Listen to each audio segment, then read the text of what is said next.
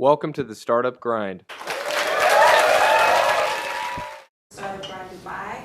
I usually do this introductions for the first timers as well. If this is your first time, just to give you a background on Startup Grind. Startup Grind is part of a global startup community of 35,000 entrepreneurs across 75 different cities.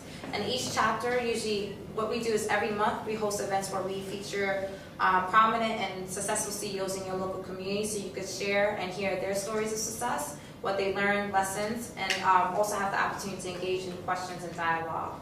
The way we set up the program is simple. From 6:30 to 7, we have a networking opportunity to interact with each other.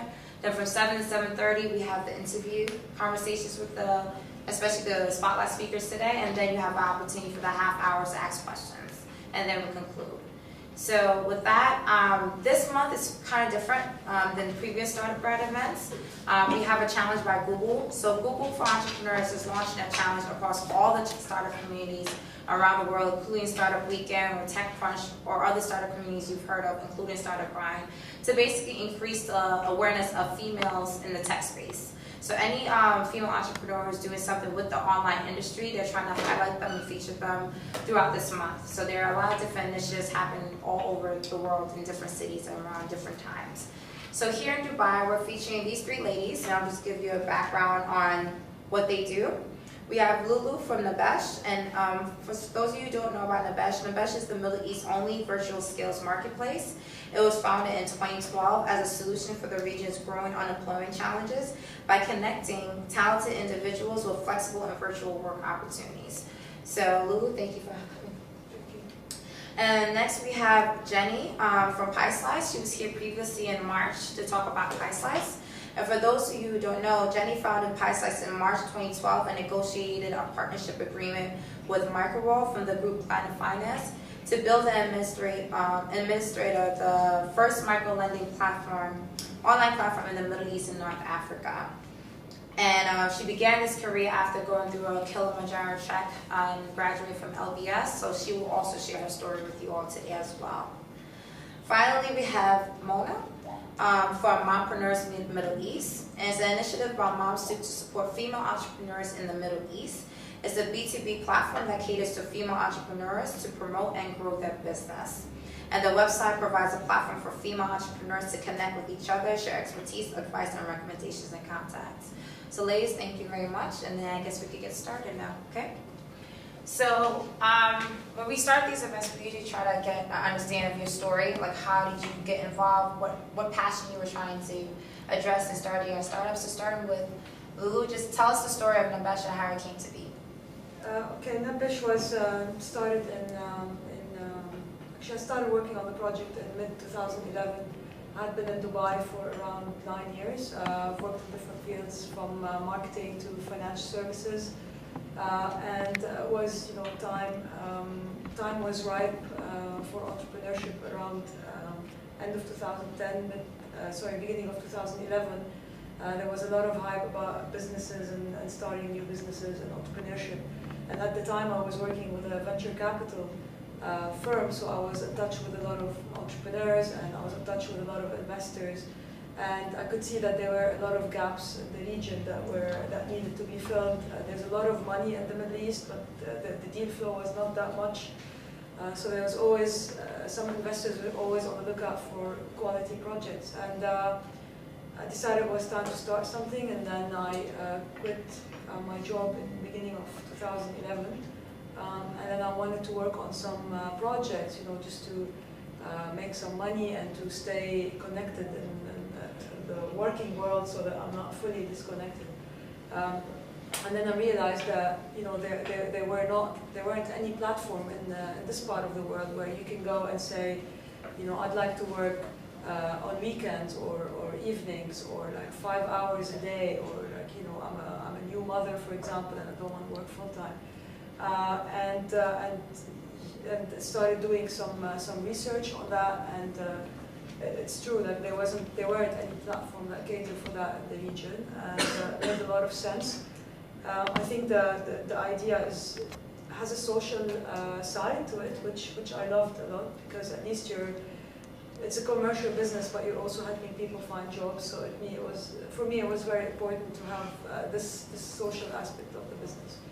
And got started working on the project end of 2011, and then the first beta version was live in June 2012.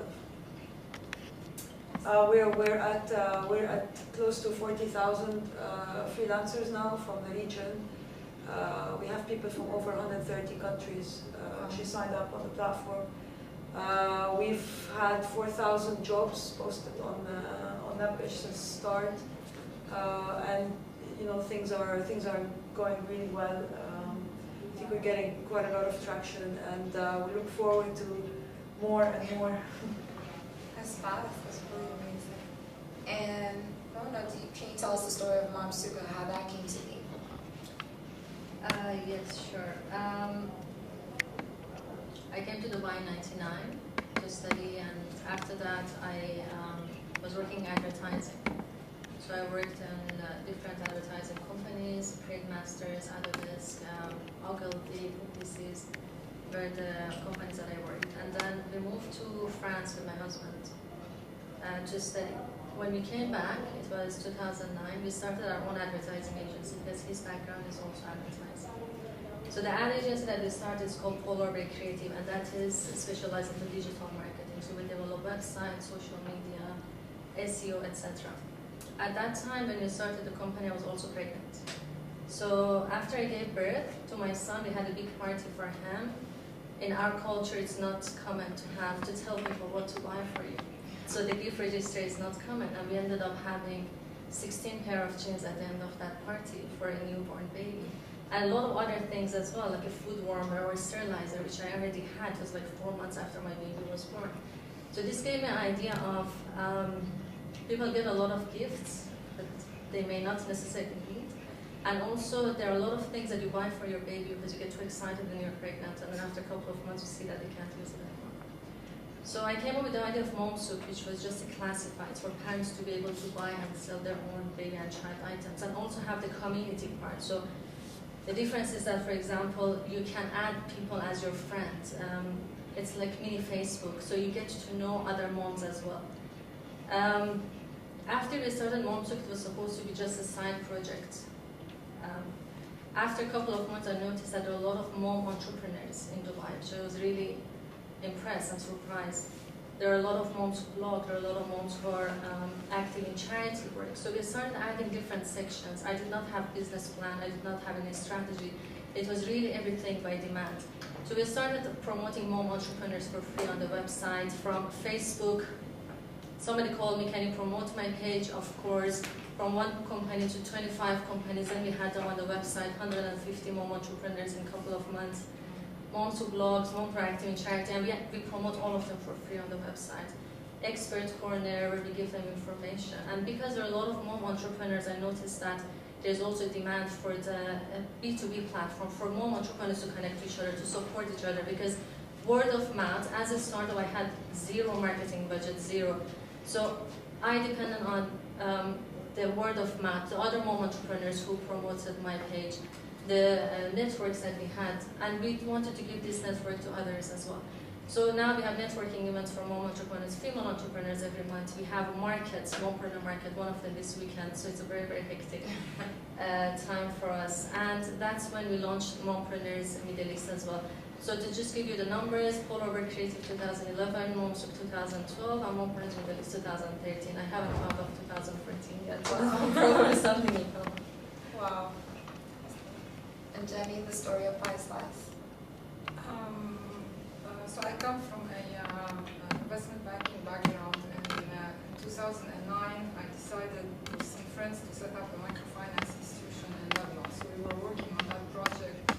I'm fascinated by creating jobs, and I'm especially fascinated by resourceful people who try to do anything to create jobs at elder people and poor people, and I wanted to be in that field. And I go to London to do my MBA, and the MBA changed me a lot because I fell in love with the online industry. I thought the online connects you to so many people, and instead of, because doing the business plan for the microfinance institution in Lebanon, it was a logistical nightmare from operation side.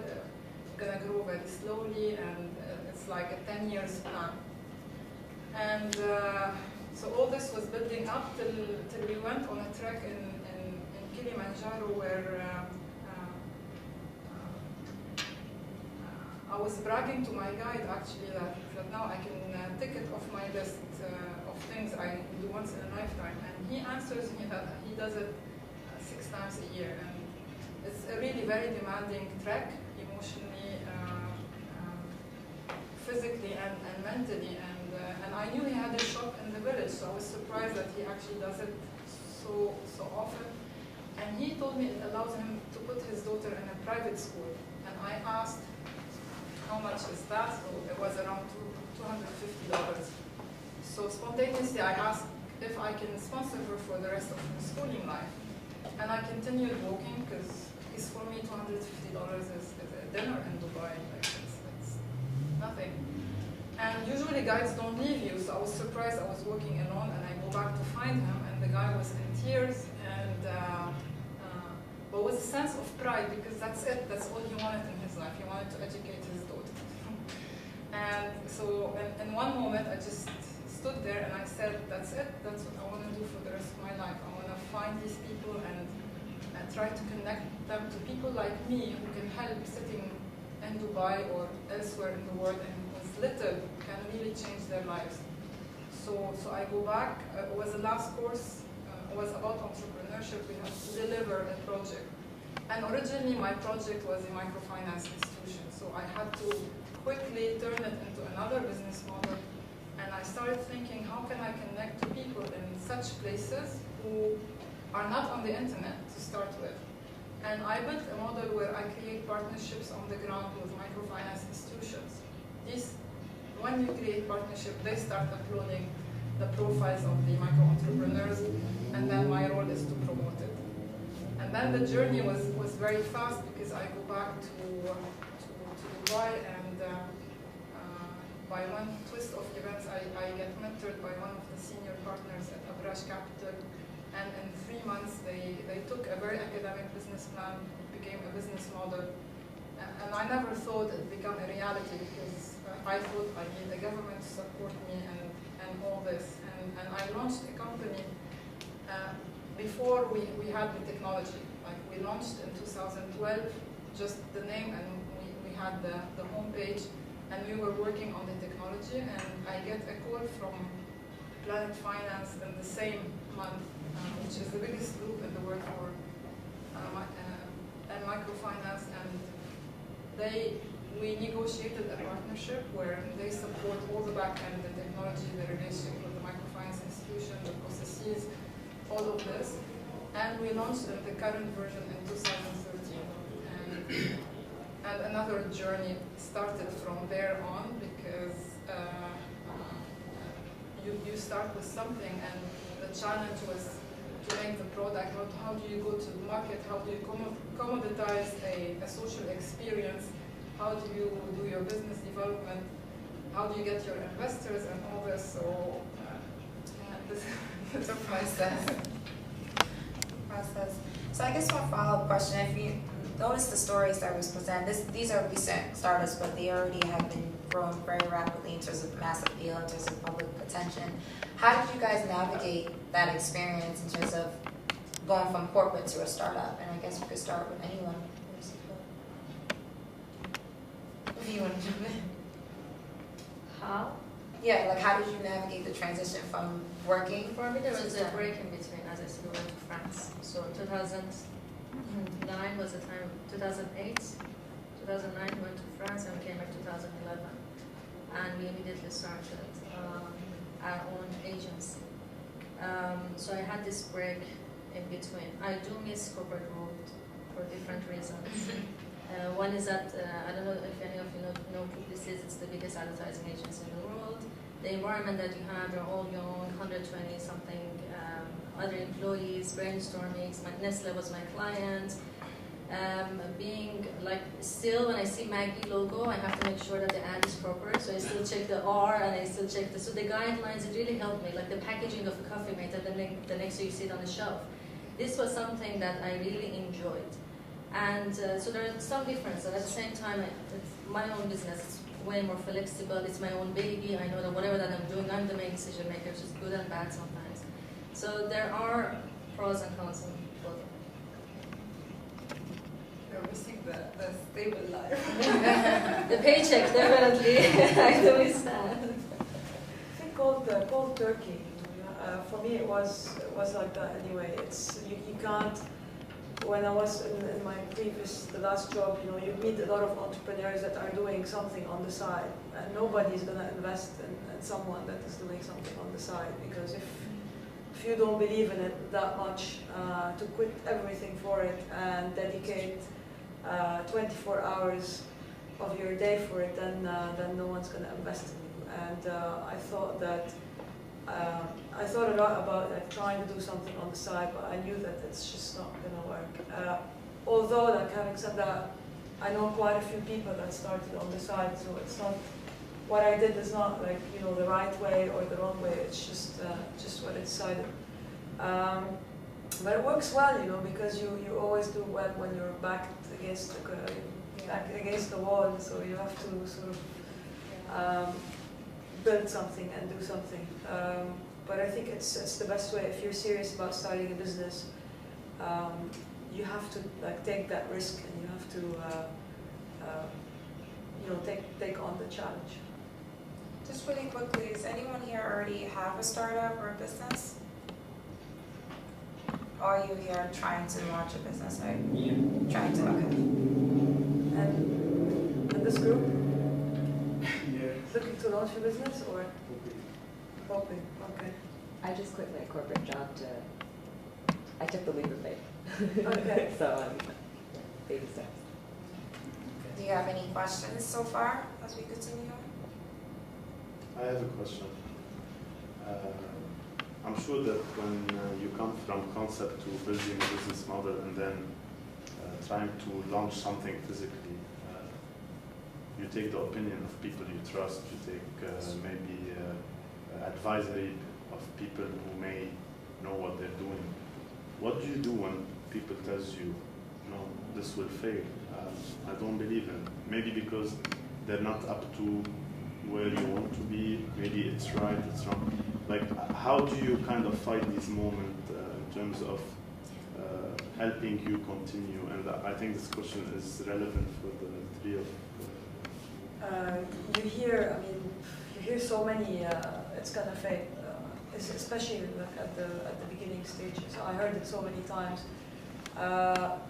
I don't know, you sort of learn to take what you want to take in a way and be objective about the advice that you're getting, and then just throw everything else out, because there's always, like when you start working on a startup, there's always going to be holes in it. It's not going to be perfect. Your business model is not going to be perfect. There's going to be doubt about your execution capabilities. If you're a first-time entrepreneur, everyone's going to doubt your ability to, are you able to start a business? Even if the business model is proven somewhere else, there's the execution risk, obviously, that comes. People love to give opinion. Anyone is going to give you an opinion. Just if you believe in it enough, if you're convinced, I don't think you should be swayed. You should be reasonable in terms of the advice that you get, but it shouldn't sway you. And it's funny that it's the same people that when you start building it and you start doing well, it's those same people that come back and say, "Oh, great, like great work, you're doing so good." But it's those same people that thought that it's not going to work out. But if you, like for me, basically, I asked people that I knew their stuff, and obviously this opinion is very important to consider. But not just anybody. It will just distract you and frustrate you. That's my experience. I think those people who doubt are very important, because especially as an entrepreneur, you have to have certain traits to be an entrepreneur. Part of it is being very stubborn, part of it is being very resilient, very determined. But there's a fine line, because when you are all these things, it's easy to get overboard. So you can get overcommitted to something and overbearing, over-controlling.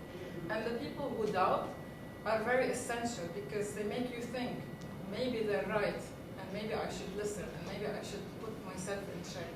So every time, it's not, because what makes the success, there's no formula for success. Sometimes it's just the personality or certain external factors. So what makes a success, or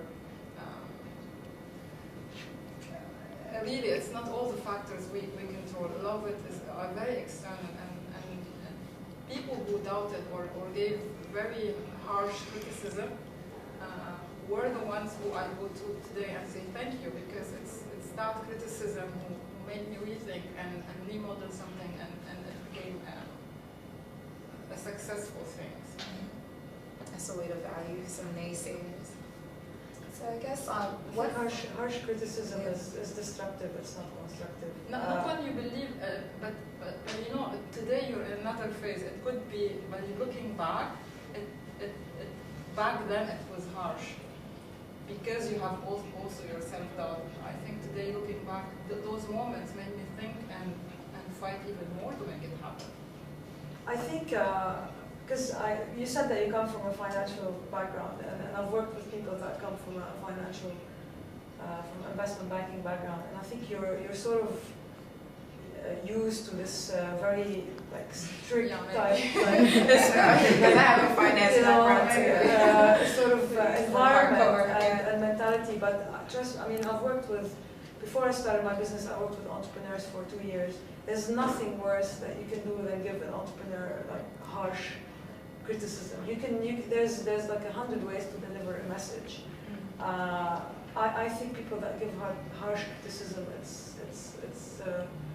it's not helpful. And if you want to work with entrepreneurs, or if you are an entrepreneur yourself, the last thing you want is someone to really be harsh. Again, constructive criticism is important. Someone to be honest with you, yes, maybe give you guidance, but just there's a way, I think. I think there's no formula really, because if you take anything, and if someone comes to me and he wants to open a shawarma place, and I go, oh my God, it's been done so many times. What's new? But maybe his personality will make it a success, right? There's no formula to anything, and every entrepreneur will face someone telling him, what is it that you're doing? It's a waste of your time, and sometimes criticism, I think, and depending how you react to it, in my case, every time, and I had really hard, even though coming from a harsh environment, I had very harsh criticism so many times, but it were those moments who define everything, how it turned, the way I reacted to it. I think it's probably two sides of the same coin, right? So you could take criticism, and you have to be resilient as an entrepreneur, because entrepreneurs usually have that naive sense, where there's a will, there's a way. I can make this happen because I'm passionate about it. But at the same time, like you said, when you take that criticism for what it's worth and evaluate it, it might give you the insight that you need when you get blindsided, because they might see it from a different way, and you're just like, I don't agree, I could still make this work, but I could take that into consideration to make it a success. So it depends on whether you have the stomach to be an entrepreneur, because as you can see, both of these ladies really did take a leap of faith to make their startups a reality, and so it's interesting to see that. Mona, I'm not sure how you dealt with criticism. For us, it was way easier, because we started advertising. You can't go wrong with advertising. It was not a new concept. And then Monsuk, and then Mompreneurs. If day one I wanted to think of Mompreneurs, probably I would have got some negative comments, but we didn't have any. Everybody was very supportive, but I had a lot of self-doubts. And I think that the way that you deal with it, like the point that you know why is it that you are doing it. So the why is very important. So what you are doing and how you are doing it, fine, like everything is there. But why is it that I'm doing this? What am I helping others? Are you adding value? So there are a lot of whys aside from the finances, which usually in the first couple of years doesn't make sense. When the why is strong, then in that case, you can then answer to everybody else and yourself as well during the challenging times. So I guess in terms of the startup phase, I mean, obviously you need capital to really get things off the ground and running. what funding challenges did you face, and what did you do to navigate outside, thinking outside the box to fund your ideas, basically? So in my case, I was lucky in the beginning because in the phase just before I launched, and now in the phase I was incubated and mentored by Abraj, I got a seed investor in the beginning. So I thought it's going to be an easy journey.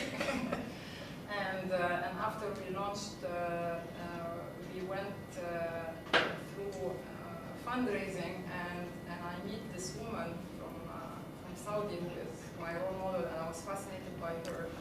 And I decided, I became so stubborn on her becoming my shareholder, so overcommitment. I spent 8 months with them in due diligence that should have taken a couple of months at the most. And I learned a lot. So I learned a lot about myself, why I was so stuck in getting this specific group to be on board. It ended well because they ended funding, but I learned not to be stuck anymore. I could have stopped this bleeding in month 3, for example, and I kept going back and forth with them. So it teaches you to be more flexible and more fluid. It doesn't have to be this one person. Yeah, so there's a happy ending, but,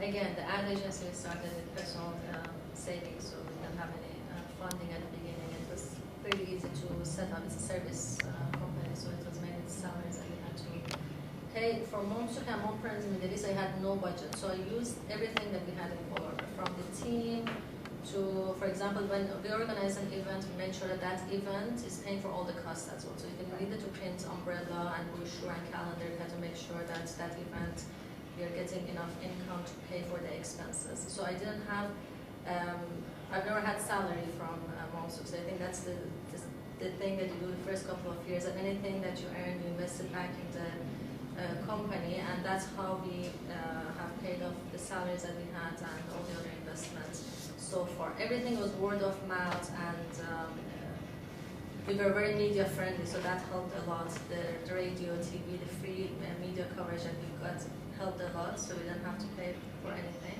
Now that we want to expand to other countries, then the word of mouth doesn't work anymore. So now is the time that after 2 years I have everything ready, business plans and 5-year plans, and we're looking for investors to expand to other countries in the region. I started with self-funding. I spent the first 6 months or so I paid from my own savings. Again, I was a believer that you have to take the risk. Maybe again could be right or wrong, but that's one way. Then I won a TV show actually, which when you think outside the box, it was actually complete coincidence. I was starting to run out of personal money. I was like, okay, what am I gonna do? And then I see this tweet from Loulou, that there's this entrepreneur TV show and like competition. And like first I ignored it, but then I thought, okay, let me click and see like what this thing is about. And I thought it's gonna be like a $10,000 entrepreneur competition, and then I saw $1 million dirhams. Wow. So nice. Let me apply for that. And honestly, I never imagined that I would win this TV show, but it was quite an experience. It just tells you basically that never say like no to anything, and sort of grab an opportunity when it presents itself. Again, even if I didn't think I would win it, I thought it would be like great learning and great exposure for the business. And this money obviously helped a lot.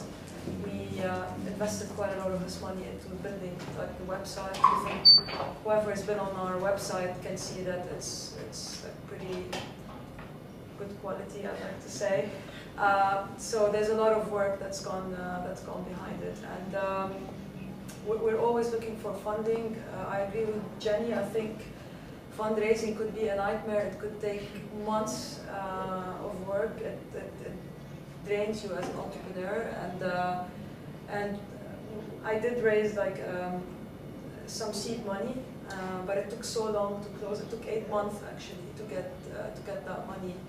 And now, if I look back, I think I should have raised so much more, because now I'm gonna have to spend another maybe 6 months trying to raise more money. So fundraising is a hectic, time-consuming task. And if maybe you get the chance to raise more money as an entrepreneur initially, then maybe we should do that, even if it's at the expense of giving out, a bigger share of the Can business. you elaborate on that though? Like, did you use a crowdfunding platform, crowd investing? Were you pitching to seed investors? Like, what was so hard about the process? The due diligence, basically. Okay. So, I mean, at the end of the day, you're submitting a business plan, and we are a tech business, so we're not really like, for example, Mona. It's a services company, so you get clients, you get money, And I think really also invest. Loulou, because women are not really supported in this part of the world, so there's a barrier for that. Second, startups are not really supported in this. Everyone would tell me, you know what, prove your concept and come back. Yes, then I don't need your money. I need money. Yeah, absolutely. And like today, I got calls from everyone like, who are you? And I really need like, yeah. So it's not really. They talk. It's not really a startup place. The whole region, I think, they want the upside of it, but they don't want to help you. And technology and service, like we need the build up of at least 2-3 years till you get a real traction and real. So we're not in that environment. So it's a real battle. It is a battle. It's a real battle, but I think it's worth it. I mean, yeah. So you go tell them, I want to open a restaurant chain that you get the money in 2 minutes. Because They it's don't already even look at the proven. business plan, right? But when you're coming with something new and like prove your concept, but how can I prove my concept? I need money to prove mine. So we're not, banks don't give money, VCs, they also want to see revenues. That's not how technology or a tech company works. So yeah, I think whomever can really succeed in that arena is by luck or by people who help, but we don't have the environment for it. And speaking of that, since you guys were talking about the region-specific challenges in terms of funding, why Dubai then? I mean, what opportunities did you find within Dubai that really gave your initiatives and your startups a platform? I guess, and we could start with Mona if you want to. We have another company in France called Feliz Blanche in 2009. So now the collection is complete. It's not really functional. It was actually part of our master program. We said that we had an option to start a company. It's so easy to start a company. We did an hour. So we sat on the laptop and then your name, etc. 100 euros. We have a company. So it was that easy. When you don't have employees. So the watchman needs to have a license, the driver needs to have a license, and it's as easy. So you go online and you have a license to work if you don't want to have employees. And that's how we started our own company as well. So you have actually a company that is functional, then you open bank account for it, and it was super easy to open a company. Running a company is way more difficult. The language, the environment, it's very traditional. They're not really, and we're in south of France, so it was not a lot of innovative ideas, and it's not easy to run a business. So anyways, we were planning to come back. So when we came back, it was way more difficult to start a business, costly, a DED, going back and forth, a lot of red tape. It was really a headache. And that's something that I say, I would have never gone through that if I had only Momsuk idea as a classifieds. I never knew from day one that it would get to where it is now. And if I had to go through everything for classifieds, I wouldn't. I was lucky that we already had the setup and I was using that setup, and then the company grew. Now with this business plan, I would start, but not only, for example, for classifieds. So there was a lot of red tape. But then it's way easier in terms of, there are a lot of networking events, or it's very easy to make connections. Media loves different stories. Entrepreneurs have a lot of attention here. Word of mouth really works, and the community is there. So it was way easier to run a business afterwards. But starting it is the challenge. Ladies, minuses of Dubai. The minuses are it's very costly to start with. It's very expensive to have people on the payroll, and also it's not a sophisticated place from a regulatory framework. Had I known that, I would have started the company elsewhere. It's so we're in the crowdfunding, and when we go talk to central bank, they don't even know what we're talking about. Little things. So it ends up really more difficult. It's always better to set it up elsewhere and then come. But then the pluses are, this is the place where you really grow your business. In my case, I need to meet regional companies and headquarters. I don't need to travel. Everyone is here. You get the media exposure that you can't get anywhere else. You get a lot of attention.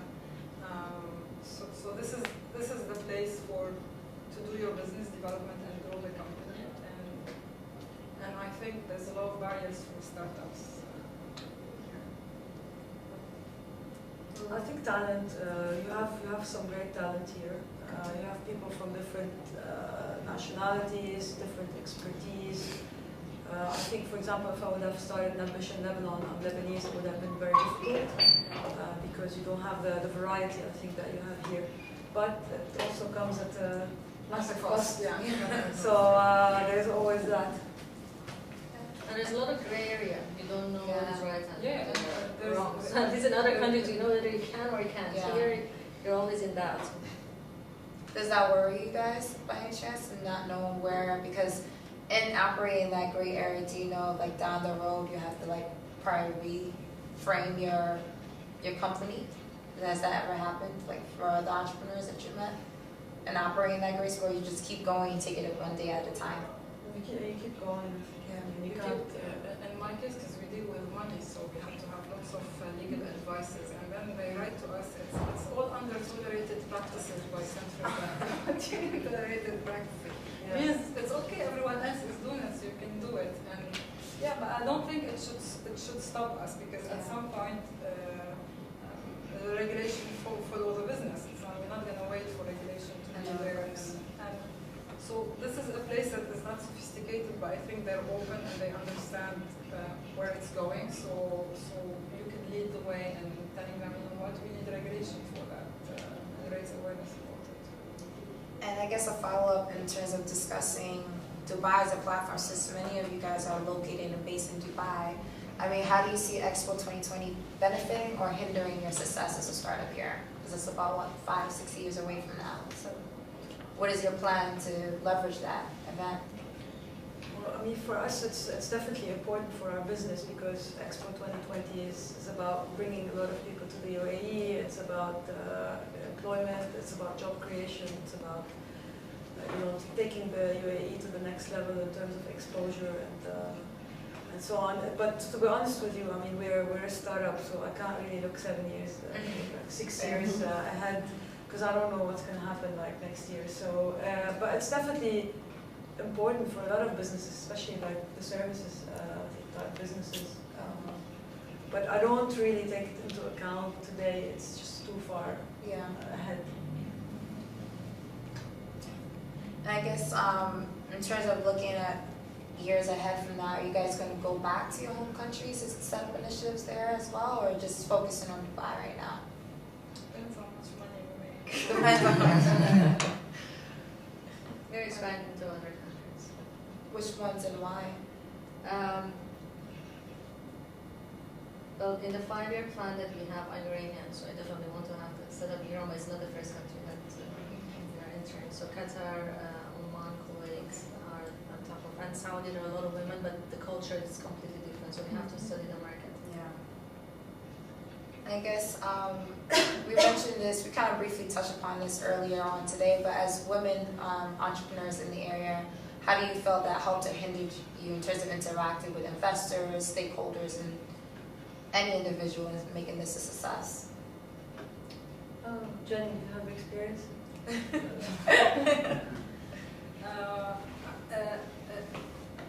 Being a female opens a lot of doors. You can go and talk to anyone, but but then taken seriously is another story, and how serious they take you. So there's also the entrepreneur factor and the startup factor, and the fact, is she really going to do it? Is she going to stick to it? It's like even when you hire a female, you ask if she's going to be committed. So I don't think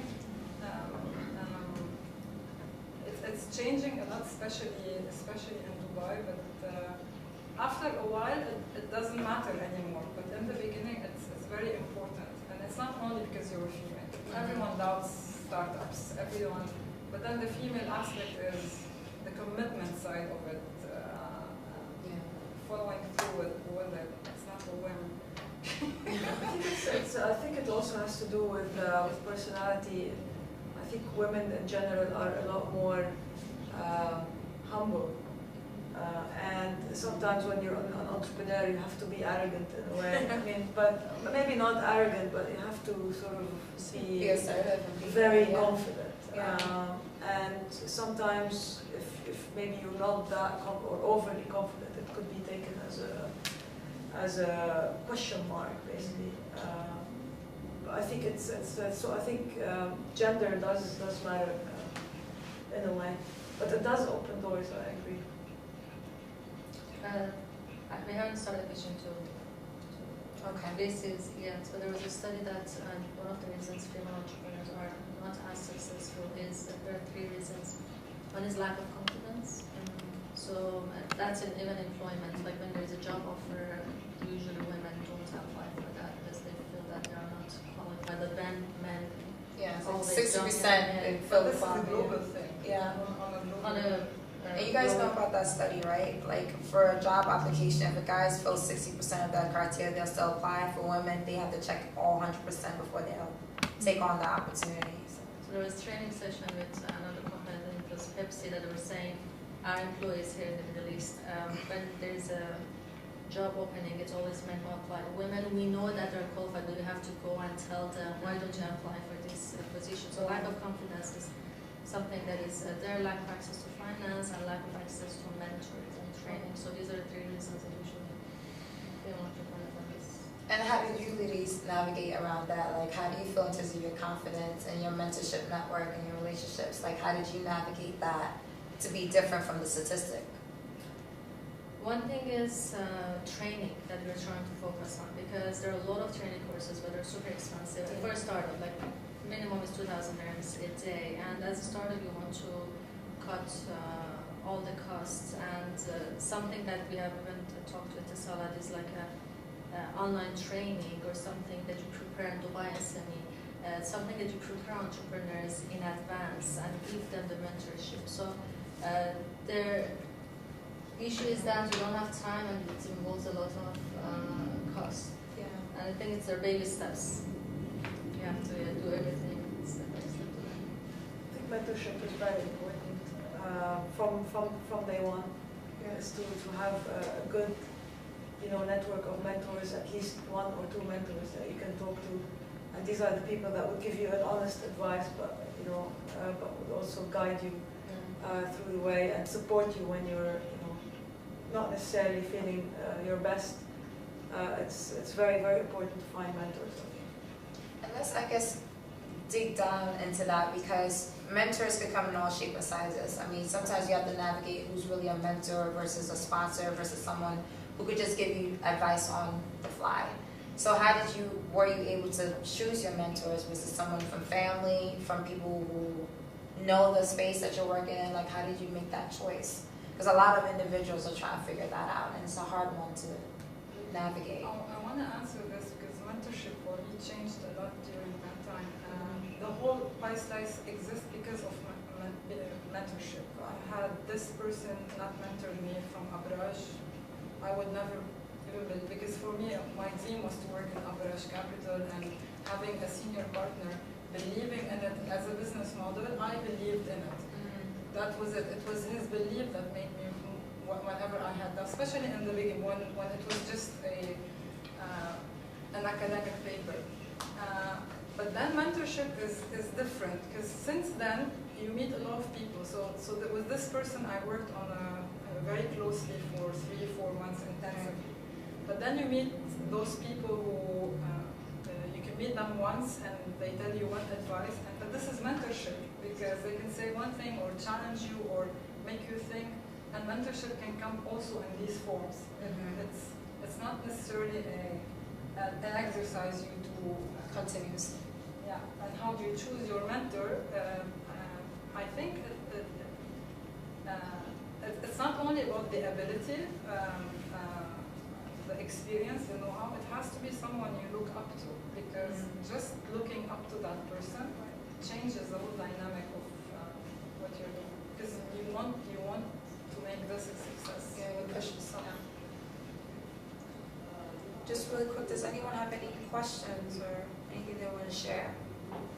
Yeah, go ahead. I'm sure that were many ideas. I would like to ask when you decided to start your project. I'm sure that you had many ideas. So how you decided specifically to start Nabbesh among the other? Yeah, it's the idea, I think, that that made the most sense and that ticked the most boxes. I meet a lot of people, these days that say, oh, I have the same idea. But obviously, it's all about doing, really. I had many ideas. I wanted to do a massage service on airplanes. Seriously, I had so many ideas. But this was the one that made the most sense. And when I started working on Nabbesh, it was completely different from what it is today. The initial concept was about doing a community, and the initial concept was not about making money online. So the initial concept was it's a place where you go and you meet people with different skills and you network with them and you connect with them, and then it started shaping up. So the initial idea will not necessarily stay the same, because you're faced with realities. Maybe the business model doesn't make sense. You have to adjust your idea.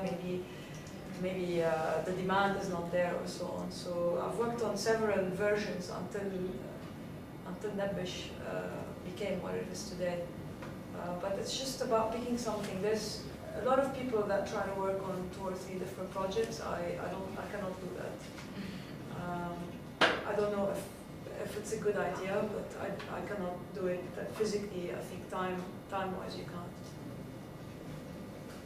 Any other questions? Can you guys tell us a little bit about how you came up with the names? So the background to this question is, of course, as budding entrepreneurs, the idea is you want to have it in the perfect final format before you launch, right? And as you just said, it's an evolution. But from a branding perspective, how do you manage that?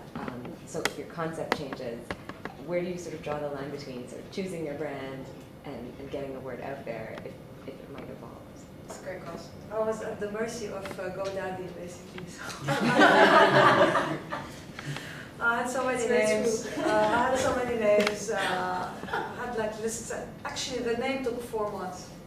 It was one of the long. It took longer to get the name than the actual concept. We had lots of names, and basically you want the .com, right? So you want seriously. I mean, I don't know if anyone has the expensive branding exercise, but it was just. I mean, obviously it had to make sense for the business, but. For me, I wanted something Arabic, but I didn't want something Arabic with the difficult Arabic letters that foreigners cannot say. It just, by complete coincidence, actually, I got Nabbesh. And Nabbesh actually means search in Arabic, so it's a brilliant name for what we do, but it took me 4 months to actually try Nabbesh and GoDaddy and find it. For me, it was much easier. It was really GoDaddy. No jokes, but in 20 minutes, because we tried everything that you could, anything that's related to moms and kids. And as I said, it was only classified, so it was only bazaar type, and I wanted to call it bazaar. So that was the name that I wanted to have: Mom's Bazaar, Baby Bazaar, this bazaar, that bazaar. So I tried all the bazaars, and there was no bazaar available. So then we thought of souk, because a souk is something that is in Arabic, bazaar, and souk. So they tried souk, both with Q and K. So I bought both, Monsouk with K and Monsouk with Q. And my art director chose Q because it was easier with the logo that she was creating, and that's why we chose Monsouk with Q and not K. Interesting stories behind the names, huh? No, it was really because it was a Yeah, but that was the name, not the brand. The brand, we Okay. spent a lot of time on the actual logo design yes. and everything. Yeah. Yeah, that was definitely, but the name, yeah. I don't know, Jenny? Yeah, in my case, I'm fascinated with numbers and in particular pi, and I just wanted something with the number pi, 3.14. And then one of my friends was making a joke, slice, how ridiculous, a slice of pie. And then I was thinking, no, it makes sense, pie slice, because it's sharing the pie and helping others. But, you get very attached to a name, and later on, if I want to expand in France, people call it pislis, or and we had some people from branding agency, because it has to be something easy, like Nabbesh is easy, right? It ring people. So I might have to change the name based if you really want to. But I was so stuck in wanting the word pie in it. Yeah. That's a great question. Any other questions from the audience? Anyone deal with any difficulties in their startups or their ideas? I mean, you were trying to get your idea into something that you can materialize. And you, what ideas are you working on? For a startup, yeah. Or are you still just thinking through? I am sorry because my language is not good. Oh, okay. So I guess I'll just go back to questions, but feel free anyone to interject. Yeah, I if you have a question. This is a little specific. In terms of the online marketing, driving the traffic and visitors to the website, how you can be more precise if you want, for example, to drive thousands of visitors to your website per day, let's say. Specific. Okay. Actually, we do that. We do more than that per day. There's different ways. Obviously, I think they all mentioned social media. It has big reach. It's relatively cheap, and you have the potential to reach a lot of people.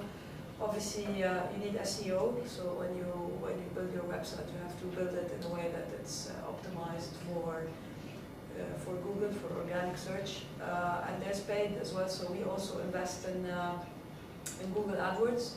So we run campaigns on Google, and this can become very expensive because you bid on specific keywords. So for example, for us, like we bid on words like work from home, freelance in Dubai, whatever, anything that has to do with freelancing and projects and project-based work.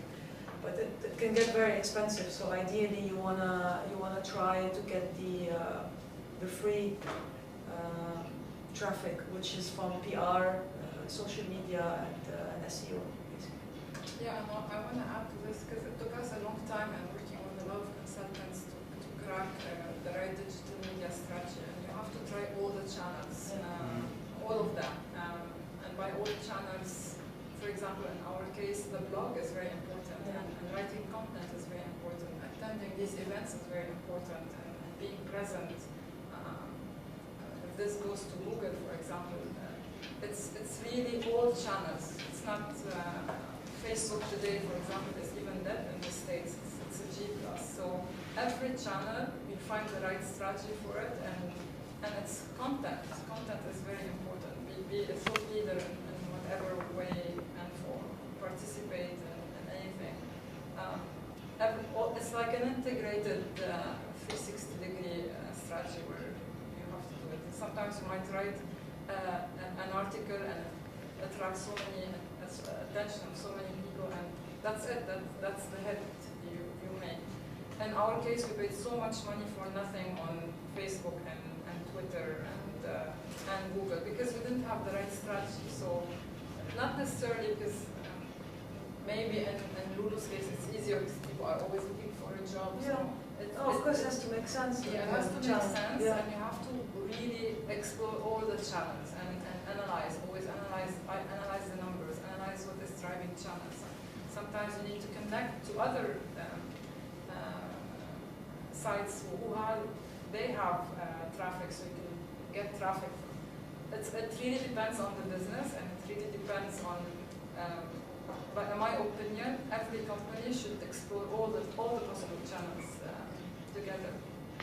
It really depends on who your target market. Sorry? It really depends on who is your target market and which platforms they use. I'm not joking when I say this, but there was, because we're an advertising agency, and in one of the presentations, there is an Instagram of the people who sell sheeps on Instagram. So there is a picture of a sheep and a phone number, especially during the Islamic Adha. Yeah. So the people, like, you never think that the person who's selling sheep, for example, has an Instagram account, but because a lot of people use Instagram, and he's apparently very, very successful. And Emiratis, for example, here in the UAE, they use Instagram way more than, for example, Twitter and Facebook. But there are a lot of, for example, certain nationalities use certain platforms more often. Depending on who is your target audience, you can at least invest in that platform more than others. Because otherwise it's very time consuming and it can become costly. You want to do everything at the beginning altogether.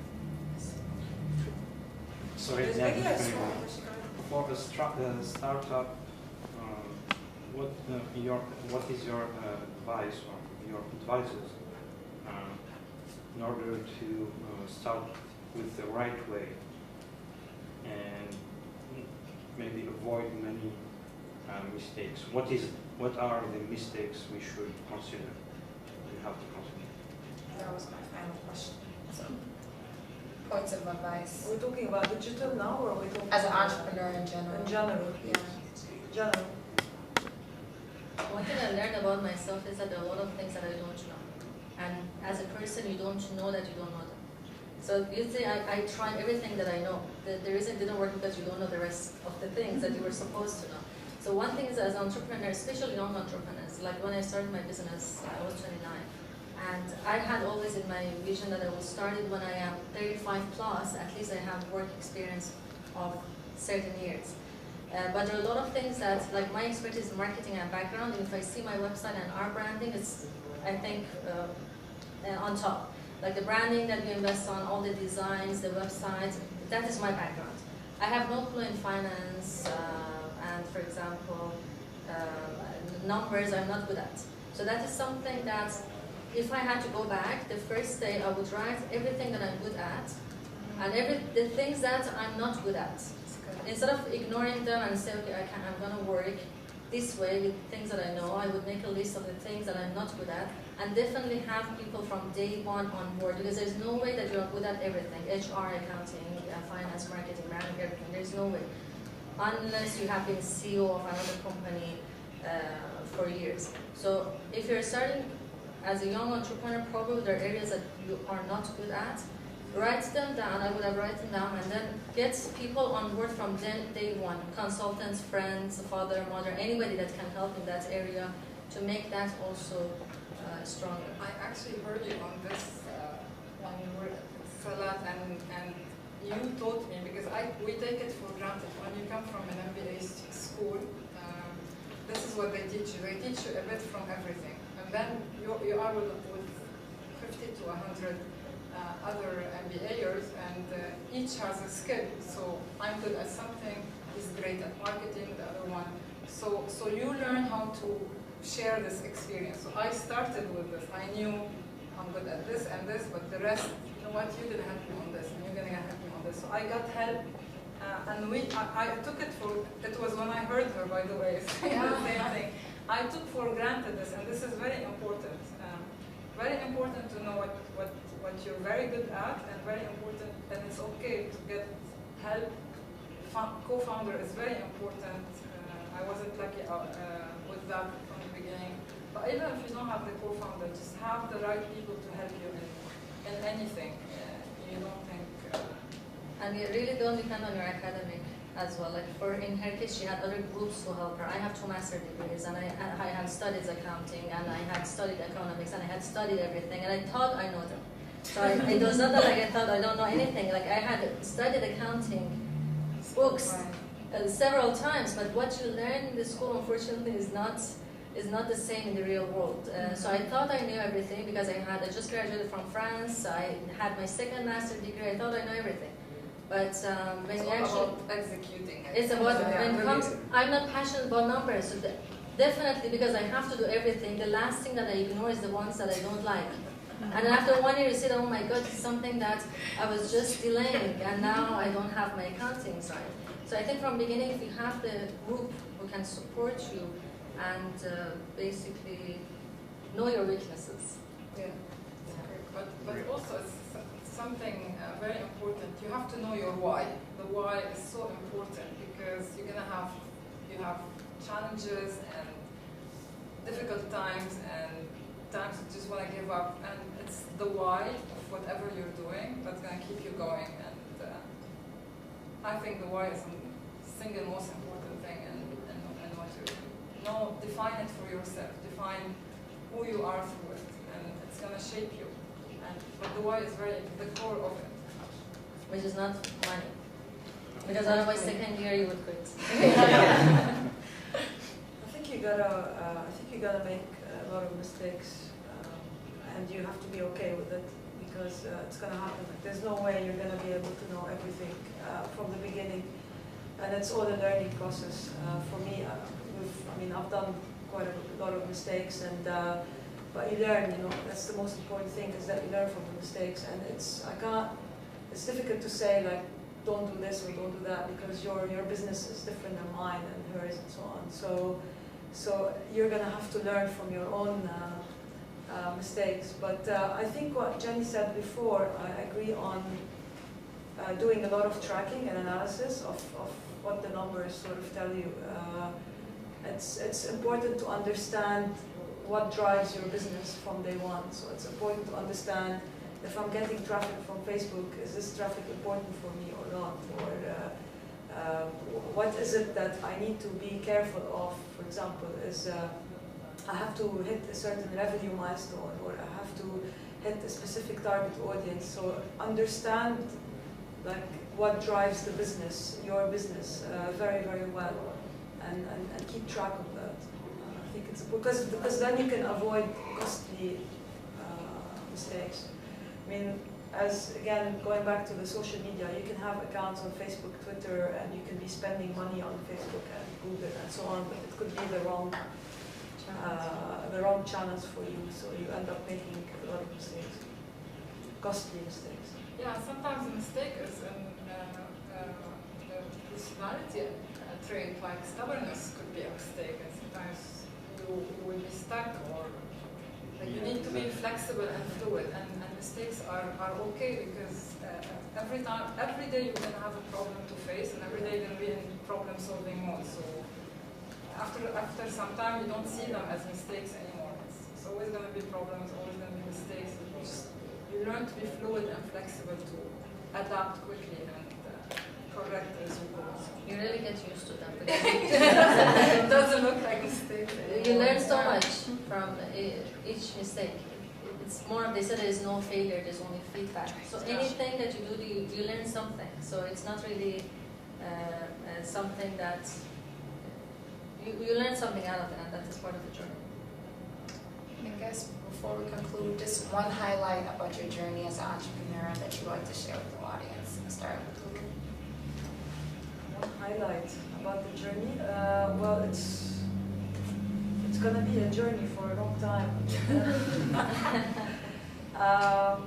Just keep your head high, I guess. I mean, again, like Mona said, there's going to be a lot of problems, and it's always firefighting. And one day you have a problem with staff, one day you have a problem with clients, and just keep your head high and keep going.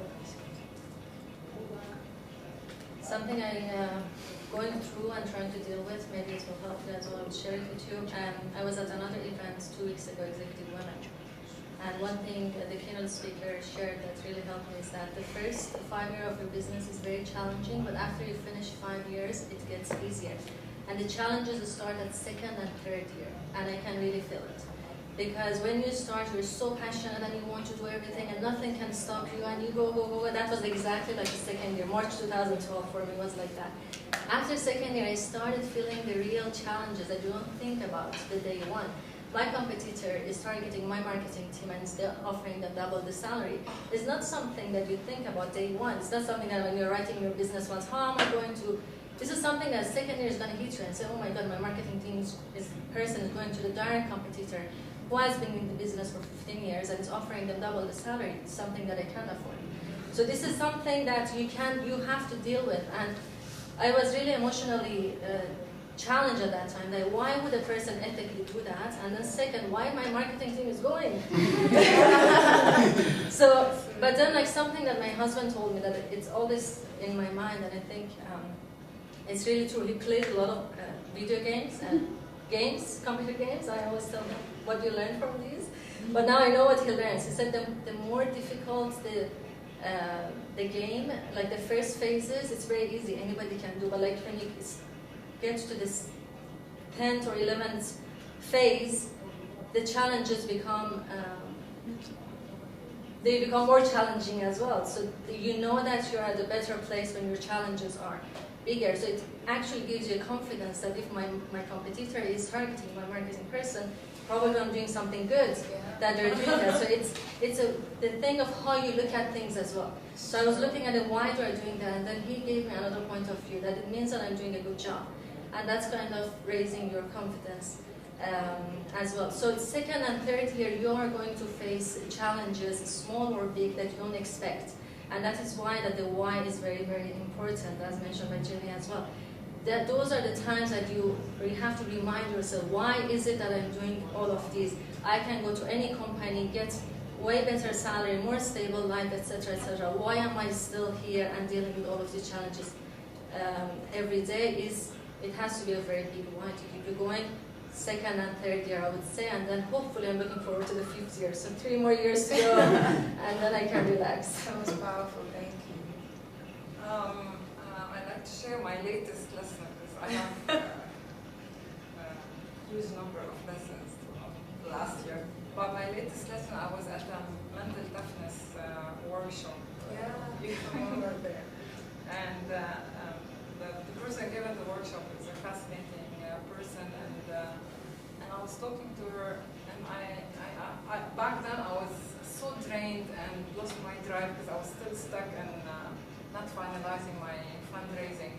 So I asked her a question, and she changed my energy from there. I think this was my biggest lesson. So I told her, listen, 8 months ago I followed my intuition, fundraising from that particular person. I know my intuition told me that. So how come 8 months later there is nothing yet? So what is wrong? Because I know I have, most important thing for me is my intuition. So if that goes wrong, everything for me is wrong. And then she told me something. Intuition is never about the outcome. It doesn't matter. It's not what we think should be the outcome. Following your intuition is about just following your intuition. Go with it, because you don't know where it's going to take you. And the minute I realized, I was drained because I had fixed an outcome in my head. So I wasn't stuck in why my intuition is not working, because I don't know that. And the minute I changed my energy, everything changed that day. So it's understanding what intuition is. Following your hunch is following your hunch. Don't worry where it's going to take you. No outcome. No plus. No plus minus. Thank you. So with that concludes Startup Grind for the month of May, guys. And again, we urge you to Google and search other female entrepreneurs in there for the month of May, because it is a Google challenge that's happening globally around the world. So definitely keep looking up different namers. And thank you so much, ladies, for being here at Startup Grind. We welcome you again. Thank you.